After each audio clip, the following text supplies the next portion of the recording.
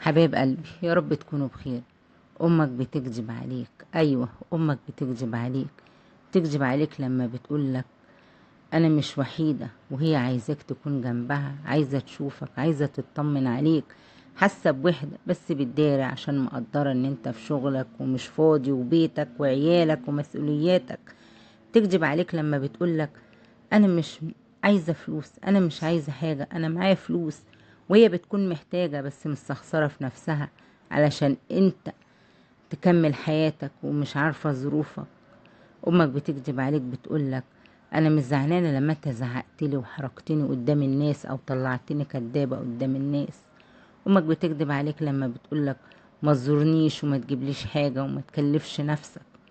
امك بتكذب عليك وبتقولك انا صحتي كويسة، وهي تعبانة ومتحملة وماشية بالمسكنات.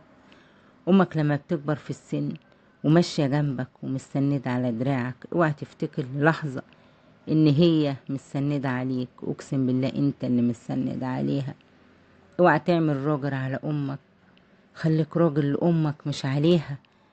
مهما كبرت، ربنا يحفظ الامهات اللي موجودة في الدنيا ودايما عايشين بحسهم في الدنيا، ولكل واحد واحدة امها مش موجودة معانا، ربنا يغفر ليهم ويصبركم على فراقهم، وخليك دايما راجل لامك مش عليها.